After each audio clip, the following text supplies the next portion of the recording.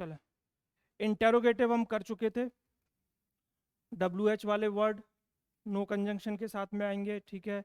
ये सारा हम निपटा चुके थे। वर्कशीट मैंने आपको इसकी कराई दी थी आपकी, ये भी कंप्लीट हो चुका है आपका। चलो, आज हम आने वाले इम्पेरेटिव सेंटेंस पर, ठीक है। ये बहुत इंपॉर्टेंट है और एसएससी के CHSL या CGLO उसमें बहुत ज़्यादा ये पूछे जाते हैं। अब इसमें होता क्या है इम्पेरेटिव में? इम्पेरेटिव में सेंटेंस की फीलिंग आपको देखनी है कि सेंटेंस में क्या कहा गया है। या तो हो सकता है सेंटेंस में ऑर्डर दिया गया हो, या हो सकता है सेंटेंस में डायरेक्शन कमांड यानी कि निर्देश दिया गया हो। कई बार सेंटेंस में रिक्वेस्ट की जाती है, सजेशन दिया जाता है, सुझाव, एडवाइस दी जाती है, सलाह, या फिर वार्निंग, चेतावनी दी जाती है। तो डिपेंड करेगा कि उस सेंटेंस में क्या लिखा है। एक टीचर ने स्टूडेंट से कहा होगा तो वो क्या किया होगा, उसने ऑर्डर दिया होगा। एक कमांडर इन चीफ ने अपने सैनिक से कहा होगा तो क्या कहा होगा, ऑर्डर दिया होगा, ठीक है। किसी व्यक्ति ने किसी राहगीर को कुछ बात कही होगी तो वो क्या कहा होगा, उसने एडवाइस दी होगी। तो डिपेंड करता है कि सेंटेंस में उन्होंने क्या पर्पस दिया है, ठीक है। थोड़ा सा हम इसमें चीजें देखें कि चेंजेस क्या क्या होते हैं। अभी तक हम जो देख रहे थे, एक मिनट, ये पेन ले लें हम। हाँ, चलिए। पहले हम क्या यूज कर रहे थे, सेट टू की जगह हम टोल्ड यूज कर रहे थे, और इंटेरोगेटिव में हम सेट टू की जगह आस्क्ड, इंक्वायर्ड, इस टाइप के वर्ड हम यूज कर रहे थे। अब यहाँ पर हमें क्या करना है, यहाँ पर हमें सेट टू की जगह क्या यूज करना है, ये वाला वर्ड ऑर्डर्ड। अगर सेंटेंस में ऑर्डर का फीलिंग आ जाए तो ऑर्डर्ड, रिक्वेस्ट की फीलिंग आ जाए रिक्वेस्टेड, फॉरवर्ड यानी कि मना करना, यानी कि अगर किसी ने किसी को मना किया है तो वहां पर क्या आ जाएगा, फॉरवर्ड। ये आगे मैं आपको बताऊंगा। कोई सजेशन है तो सजेस्टेड, वॉर्न है तो वॉर्न। ये डिपेंड करता है सेंटेंस में क्या लिखा है। और ये किससे रिप्लेस होंगे सारे के सारे, सेड टू से।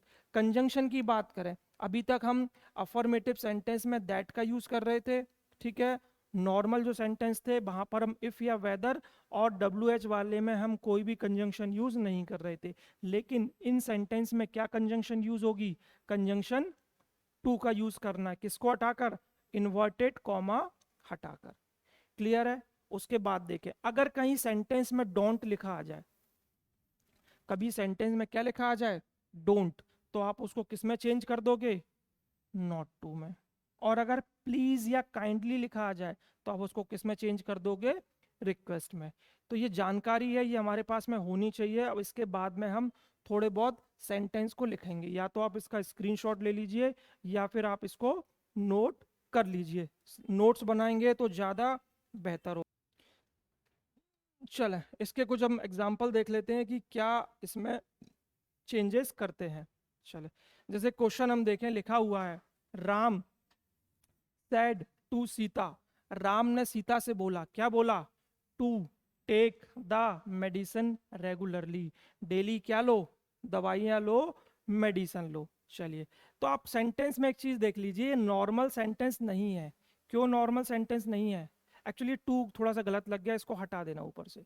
ये टू नीचे आएगा, ऊपर भी टाइप हो गया। सेंटेंस यही से है, Ram said to Sita take the medicine regularly, यहाँ से हमारा सेंटेंस।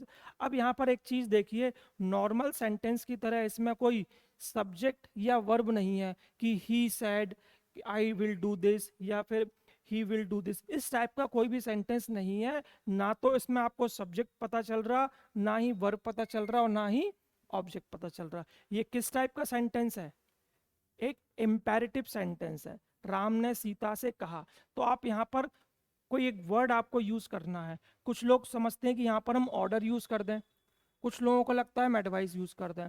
तो ये बहुत बड़ा मैटर नहीं करते। अगर आप यहाँ पर ऑर्डर यूज करें चाहे एडवाइस यूज करें, उससे प्रॉब्लम नहीं है। एग्जामिनर इससे रिलेटेड चीज आपके पेपर में नहीं पूछेगा। उसका असली ध्यान क्या होगा, यहाँ पर, ठीक है। एडवाइस कर दिया गया है फिलहाल, इन्वर्टेड कॉमा हटाकर हमने क्या लगाया है, टू, और उसके बाद में हमने क्या किया है, पूरा का पूरा सेंटेंस लिख दिया है। क्लियर है? क्या चेंज किया है, सब्जेक्ट टू ऑब्जेक्ट, ये हमने एज इट इज रखा, टू को बीच में लेके आए, और प्लस साथ में हम पूरा का पूरा सेंटेंस हम लिख देते। नीचे वाला देखें, the principal said to the students get out from the office. Principal ने स्टूडेंट से बोला कि क्लास से बाहर निकल जाओ, ऑफिस से बाहर निकल जाओ। तो प्रिंसिपल जब इस लिहाज से बोल रही है स्टूडेंट से, तो क्या दिया उसको, ऑर्डर दिया है। ऑर्डर दिया है तो क्या होगा, तब प्रिंसिपल सेट टू को हटाकर हम क्या कर देंगे, ऑर्डर, इन्वर्टेड कॉमा हटाकर हम क्या लगाएंगे, टू, और उसके बाद में पूरा का पूरा हमारा क्या आ जाएगा, सेंटेंस आ जाएगा, to get out from the office. Clear है? चले इसका स्क्रीनशॉट ले लीजिए और चाहे तो इसके एग्जाम्पल को, चले एक छोटी सी इसकी एक्सरसाइज है, वो जरूर निपटाएं। ये गलती से यहाँ पर ऑलरेडी टाइप हो गए हैं। अभी बहाना देखें, यहाँ पर देखें, इसको छुपा देते हैं, नहीं छुपेगा, चलो कोई बात नहीं। He said to me, lend me your book. The teacher said to hurry, don't write on the table. He said, follow the instruction. ठीक है, थोड़ा सा प्रयास करो, 1 मिनट का समय लेकर इसको चेंज करने की। राइट हैंड साइड पर मत देखना और लेफ्ट साइड देखें। He said to me lend me your book, भाई लैंड माने होता है बुक को उधार मांगना, तो यानी कि कुछ मांगा जा रहा है। तो जब कोई चीज कोई मांगता है तो उसमें क्या फीलिंग आएगी, उसमें रिक्वेस्ट की फीलिंग आएगी। तो ही रिक्वेस्टेड मी, बीच में आपने क्या यूज कर दिया, टू, लैंड, लैंड यानी कि उधार देना। अब यहाँ पर मी है, सन का फॉर्मूला हमेशा काम करेगा। मी किस फॉर्म में आया, एज ए ऑब्जेक्टिव फॉर्म में। सन के फॉर्मूले की बात करें तो क्या है ये आपका फर्स्ट पर्सन, यानी कि सब्जेक्ट से चेंज होगा ही का क्या हो जाएगा, हिम हो जाएगा, टू लैंड हिम। अब योर लिखा हुआ है, योर भी ऑब्जेक्टिव फॉर्म है, योर कैसा है आपका, सेकंड पर्सन है। सेकंड पर्सन किससे चेंज होगा, ऑब्जेक्ट से, मी का क्या हो जाएगा आपका, माई। क्लियर है? अगला वाला देखें, the teacher said to Hari don't write on the table. Teacher ने हरी से क्या कहा होगा, एक टीचर स्टूडेंट को ऑर्डर दिया होगा। क्या दिया होगा, ऑर्डर दिया होगा। अब ऑर्डर दिया है तो क्या बोला है उसमें, don't write on the table. तो डोंट को आपको किस में कन्वर्ट करना है, नॉट टू में। अब यहां पर एक चीज देखिए कि हो सकता है एग्जाम में इस तरीके से ना आए।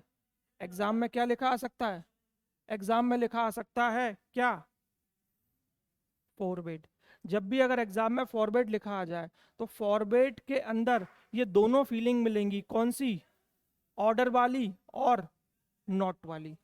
यानी कि फॉरवर्ड का अर्थ क्या होता है, ऑर्डर के साथ में मना करना, ऑर्डर के साथ में मना करना। अगर आपने फॉरवर्ड यूज कर दिया है तो आपको नॉट की जरूरत नहीं है। सही आंसर क्या होगा, the teacher forward Hari, teacher ने हरी से मना किया। किसके लिए मना किया, to write on the table.